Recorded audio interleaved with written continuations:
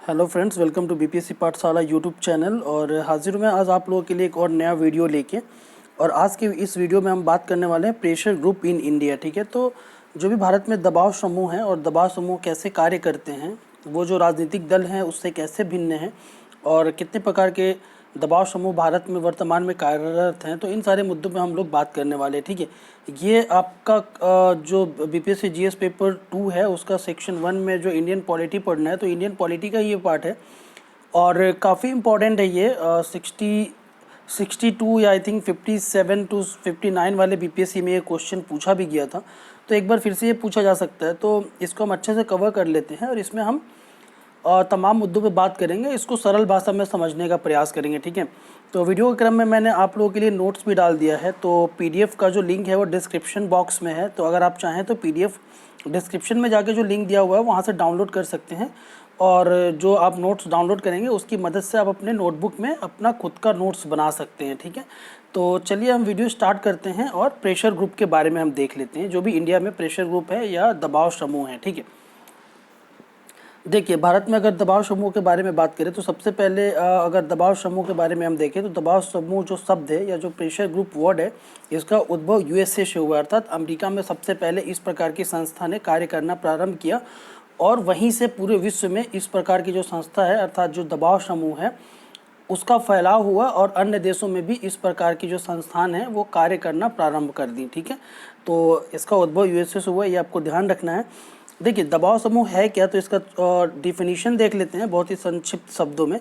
तो देखिए दबाव समूह उन लोगों का समूह है जो किसी सक्रिय रूप से संगठित हैं, वह अपने समूह के हितों को बढ़ावा देते हैं, वह उनकी प्रतिरक्षा करते हैं। ठीक है, तो दबाव समूह एक तरह से क्या है, देखिए विभिन्न प्रकार के दबाव समूह हम आगे जो अपने स्लाइड्स हैं उसमें हम देखेंगे, जैसे आदिवासी संगठनों का अलग दबाव समूह है, छात्रों का अलग दबाव समूह है, जो भारत में व्यवसायी वर्ग है उनका अलग दबाव समूह है।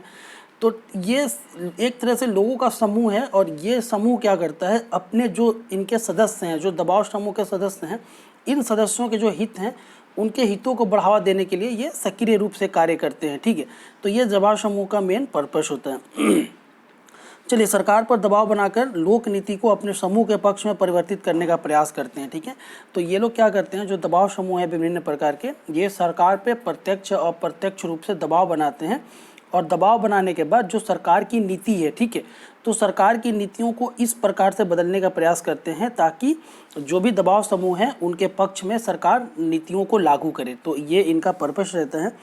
ये देखिए राजनीतिक दलों से भिन्न है, तो राजनीतिक दलों से कैसे भिन्न है, क्योंकि ये चुनाव में भाग नहीं लेते हैं और ये जनता के बीच नहीं जाते हैं प्रत्यक्ष रूप से चुनाव के माध्यम से। ठीक है, तो इस प्रकार ये राजनीतिक दलों से भिन्न होते हैं।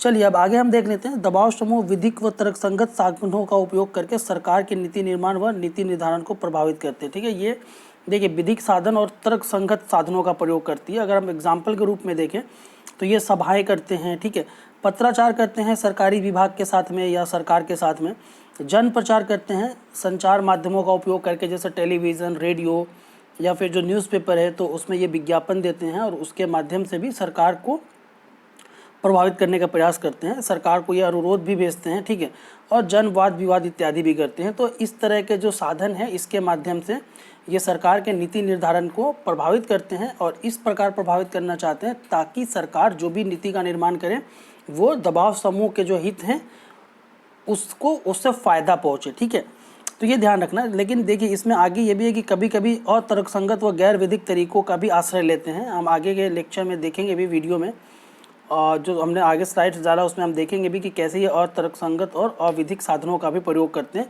जिसमें एग्जांपल ये जो औद्योगिक समूह हैं या जो कारखानों में कार्य करने वाले कार्मिक हैं तो उनको हड़ताल के लिए उकसाते हैं। ठीक है, हिंसक गतिविधियों में भी भाग लेते हैं कई बार और भ्रष्टाचार के माध्यम से भी ये लोक नीति को प्रभावित करने का प्रयास करते हैं। ठीक है, तो ये बेसिक जो डिफिनीशन है दबाव समूह के बारे में और ये कैसे कार्य करते हैं तो इसके बारे में हमने देख लिया। चलिए अब आगे हम बढ़ते हैं। तो देखिए दबाव समूह उद्देश्यों की पूर्ति हेतु 3 तकनीक का उपयोग करते हैं। ये देखिए ये काफ़ी इंपॉर्टेंट है, इसको आप बहुत अच्छे से समझ लीजिए। कोई भी दबाव समूह है, चाहे वो छात्रों का दबाव समूह है, व्यवसायियों या व्यापारियों का दबाव समूह है या किसानों का दबाव समूह है, तो ये अपने समूह के उद्देश्यों की पूर्ति हेतु तीन तरह की तकनीक अपनाते हैं। हम एक एक तकनीक को देख लेते हैं। तो देखिए, सबसे पहला यह प्रयास करते हैं नियुक्तिकरण का। तो देखिए, नियुक्तिकरण क्या है? लोक कार्यालय में दबाव समूह के हितों का पक्ष लेने वाले कर्मचारियों की नियुक्ति का प्रयास करते हैं। ठीक है, जो भी लोक कार्यालय है, तो आपको पता होगा जो सरकार की नीति निर्माण की कार्य है वो प्रमुख रूप से जो लोक सेवक हैं उनके द्वारा किया जाता है। तो ये इस तरह का प्रयास करते हैं कि वैसे लोक सेवकों की नियुक्ति कार्यालय में की जाए जो उनके समूह का पक्ष ले। ठीक है, तो इसको हम क्या बोलते हैं? नियुक्तिकरण बोलते हैं। और अगर एक बार उस प्रकार के लोक सेवक की नियुक्ति कार्यालय में हो जाती है तो डेफिनेटली, क्योंकि उस लोक सेवक का झुकाव उस पार्टिकुलर दबाव समूह की ओर होता है, तो उसके पक्ष में वो लोक सेवक निर्णय लेता है। ठीक है, तो इसको हम बोलते हैं नियुक्तिकरण। नेक्स्ट है इसमें लॉबिंग। देखिए, लॉबिंग क्या है कि अपने हितकारी नीति हेतु लोक सेवकों को प्रभावित करने का प्रयास करना। इसमें क्या है, वो लॉबिंग करते हैं, वो एक तरह से गुटबाजी करते हैं और ऐसा प्रयास करते हैं कि जो भी लोक सेवक हो, चाहे उसका विचारधारा कुछ भी क्यों ना हो, उनको इस प्रकार से प्रभावित किया जाए कि वो जो दबाव समूह है उसके पक्ष में निर्णय करने लगे। ठीक है, तीसरा इसमें क्या है? प्रचार। तो देखिए, ये जनता के मत को प्रभावित करने का प्रयास करते हैं तथा जनता की राय का सरकार पर प्रभाव का लाभ उठाते हैं। ठीक है, प्रचार में क्या करते हैं ये लोग? ये विभिन्न प्रकार के जो लोग प्रचार के माध्यम है, जैसे टीवी है, रेडियो है या न्यूज़पेपर है, मैगजीन है, इसके माध्यम से ये लोग अपने उद्देश्यों का प्रचार करते हैं और उस प्रचार से जो जनता है, जनता को प्रभावित करने का प्रयास करते हैं। और जब जनता की जो मनोभावना होती है उसका फ़ायदा उठाते हैं। और एक बार जब जनता की कोई राय हो जाती है तो सरकार भी जनता के राय के आगे झुकने के लिए बाध्य हो जाती है और इसी का लाभ जो दबाव समूह हैं वो लोग उठाते हैं। ठीक है, तो ये तीन इनका उद्देश्य है। तो इसको अच्छे से आप समझ लीजिए, अच्छे से देख लीजिए। चलिए आगे बढ़ते हैं। भारत में अब हम दबाव समूह के बारे में देख लेते हैं। बहुत ही संक्षेप में मैंने ये बताया है, तो इसको आप याद कर लीजिएगा।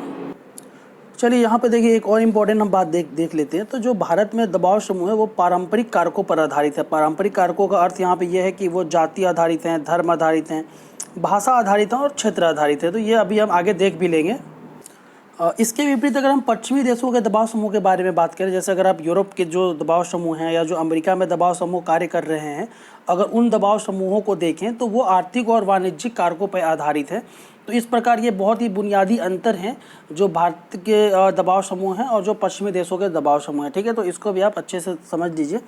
अब हम भारत में जो विभिन्न प्रकार के दबाव समूह कार्य कर रहे हैं उनको देख लेते हैं और वो अपने किस प्रकार के उद्देश्यों की पूर्ति के लिए कार्य कर रहे हैं, सरकार पे कैसे दबाव बना रहे हैं वो। तो इसके बारे में हम काफ़ी सरल और संक्षिप्त भाषा में देख लेते हैं। इसको आप याद करने की कोशिश कीजिए। अगर एग्जाम में दबाव समूह के बारे में क्वेश्चन आता है तो इसको काफ़ी संक्षिप्त में आप लिख सकते हैं। तो देखिए, सबसे पहला इसमें व्यवसाय समूह। अगर हम व्यवसाय समूह की बात करें तो इसमें आप फिक्की को शामिल कर सकते हैं। ठीक है, एसोचैम को शामिल कर सकते हैं और AIMO को शामिल कर सकते हैं, AMOU को। तो AIMO का मतलब है ऑल इंडिया मैन्युफैक्चरर्स ऑर्गेनाइजेशन। ठीक है, तो अभी देख लेते हैं ये व्यवसाय समूह किस प्रकार से अपने समूह के हित के लिए कार्य करते हैं और सरकार पे किस तरह से दबाव बनाते हैं। तो देखिए, इनका उद्देश्य रहता है कि सरकार पर दबाव बनाया जाए और जो एज ऑफ डूइंग बिजनेस है वो हो देश में, ताकि इनको व्यापार और व्यवसाय करने में आसानी हो। देखिए, इसमें आगे ये लोग क्या है कि FDI के अनुकूल वातावरण चाहते हैं ताकि देश में FDI सहजता से आए और इनका व्यवसाय आसानी से चलता रहे। साथ ही ये लोग क्या प्रयास करते हैं, जो उत्पाद कर है वो GST है तो इनकी दरें कम हो ताकि इनके व्यवसाय से अधिक लाभ प्राप्त हो इनको। ठीक है, इनको निर्यात सब्सिडी मिलते रहना चाहिए ताकि निर्यात करने में आसानी हो और इनको लाभ की प्राप्ति हो।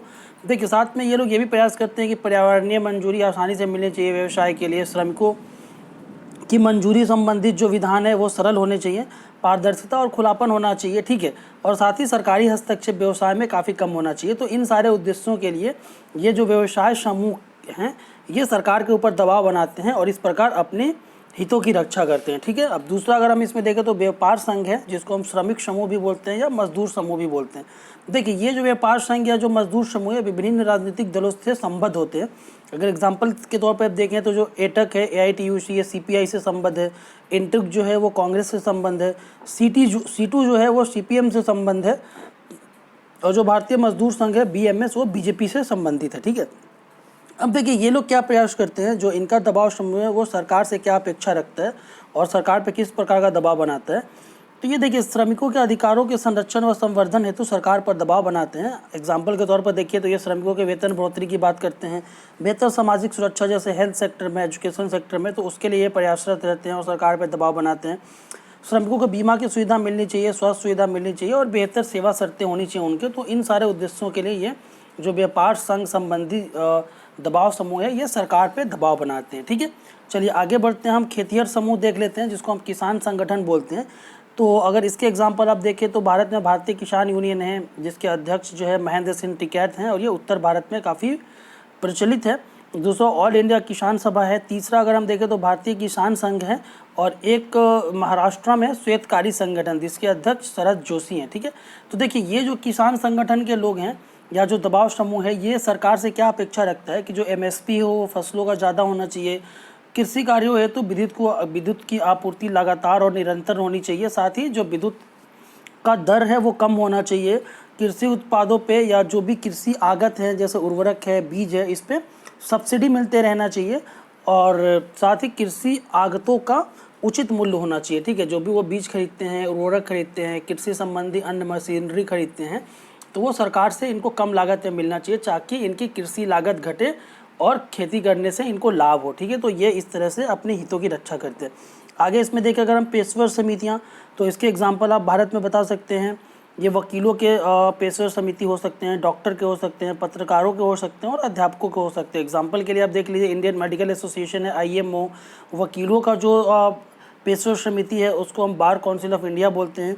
इसी तरह से इंजीनियर्स इंडिया एसोसिएशन, तो ये सारे के सारे पेशेवर दबाव समूह हैं। ठीक है, चलिए आगे बढ़ते हैं। अगर छात्र संगठन की बात करें तो देखिए जिस प्रकार से जो किसानों के संगठन हैं वो विभिन्न राजनीतिक दलों से संबद्ध होते हैं, उसी प्रकार से जो छात्रों के संगठन है वो भी विभिन्न राजनीतिक दलों से संबद्ध होते हैं। अगर एग्जाम्पल के तौर पे हम देखें तो ABVP जैसे है, ये BJP की छात्र इकाई हैं, AISF जो है वो CFPI का छात्र इकाई है और NSUI जो है national student union of India, ये कांग्रेस की छात्र इकाई है। ठीक है, तो इस तरह से ये छात्रों के हितों की बात करते हैं और सरकार पे छात्रों के हितों की रक्षा करने के लिए दबाव बनाते हैं। ठीक है, अब हम धार्मिक संगठन देख लेते हैं। ये धार्मिक उद्देश्यों की पूर्ति के लिए कार्य करते हैं और संकुचित सांप्रदायिक हित का प्रतिनिधित्व करते हैं। भारत में अगर इस प्रकार के संगठन की हम बात करें तो RSS है, VHP है और जमाते इस्लामी है। तो ये कुछ एग्जाम्पल हैं, और भी काफ़ी सारे संगठन हैं, बट मैंने यहाँ पे कुछ चुनिंदा संगठनों का नाम लिखा है क्योंकि सबको याद करना तो आसान नहीं है। तो आप ये 2-3 ही याद रखिए और एग्ज़ाम में आता है तो अपने आंसर को मल्टी डायमेंशनल बनाने के लिए विभिन्न जो ऑर्गेनाइजेशन आपको याद हैं उनका नाम आप मेंशन कर दीजिए आंसर बुक में। चलिए नेक्स्ट देखते हैं। अगर जातीय समूह की बात करें तो ये जातीय हितों का प्रतिनिधित्व करते हैं और उनकी रक्षा के लिए सरकार पर दबाव बनाते हैं।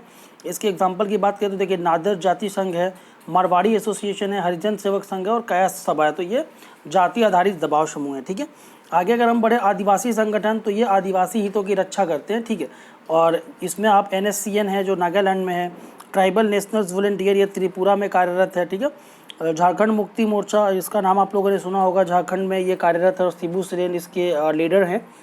पीपुल्स लिबरेशन आर्मी है, ये मणिपुर में कार्यरत है। तो ये एक तरह से जो संगठन है ये आदिवासियों के हितों की बात करते हैं और आदिवासियों के हितों की रक्षा के लिए सरकार पे दबाव बनाते हैं। ठीक है, चलिए आगे हम देख लेते हैं। अगर भाषागत समूह की बात करें तो तमिल संघ है, अंजुमन तरीक़े उर्दू है और नागरिक प्रचारणी सभा है। तो ये जो है भाषागत समूह है, विभिन्न भाषाओं की रक्षा के बारे में सरकार पे दबाव बनाते हैं और सरकार से अपेक्षा करते हैं कि जो विभिन्न भाषा हैं या ये जो भाषाई दबाव समूह हैं इनके भाषा की सरकार रक्षा करे और उसके प्रचार प्रसार के लिए सरकार प्रयास करे। ठीक है, तो ये इस तरह से भाषागत समूह हैं।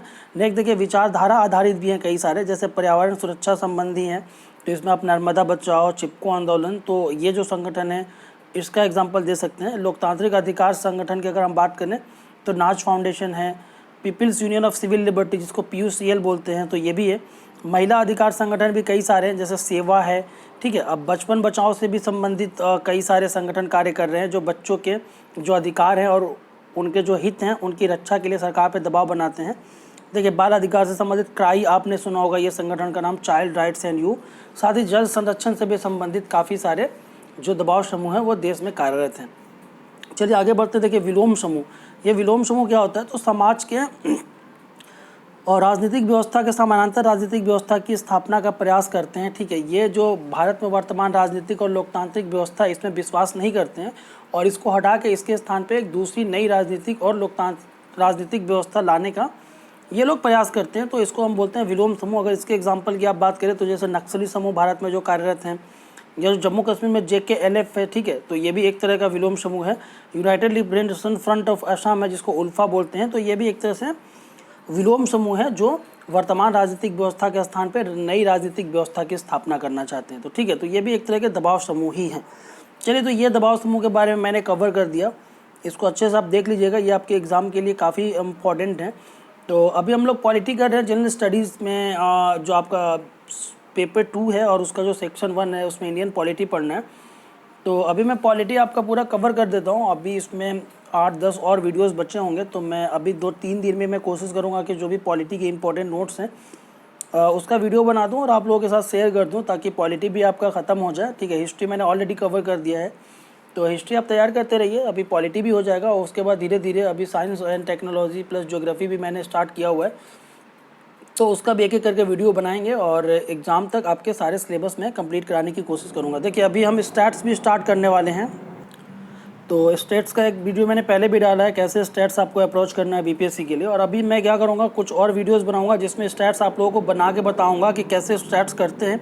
इसमें पाई चार्ट, डंडा रेख वगैरह सब कुछ हम देखेंगे, तो आपको काफ़ी आसानी होगी और आपको स्टैट्स फिर करने में कोई प्रॉब्लम नहीं होगी। तो मैं अभी स्टार्ट करूँगा स्टैट्स भी, 5-6 वीडियो बना दूंगा स्टैट्स का, और अगर वो सारे 5-6 वीडियो आप देख लेंगे तो स्टैट्स आपका बिल्कुल क्लियर हो जाएगा, आपको उसके बाद कोई प्रॉब्लम नहीं होगा और काफ़ी अच्छा स्टैट्स कर सकते हैं। ठीक है, तो चलिए इसी के साथ मैं आज का ये वीडियो समाप्त करता हूँ। अगर आप मेरे चैनल पे नए हैं तो प्लीज़ चैनल को सब्सक्राइब कर लीजिए। अगर आपको वीडियो अच्छा लगता है तो वीडियो को लाइक कीजिए, अपने दोस्तों के साथ शेयर कीजिए, और बीपीएससी तैयारी से संबंधित कोई भी आपको डाउट होता है तो प्लीज़ कमेंट कीजिए, मैं आपके कमेंट का रिप्लाई करूँगा।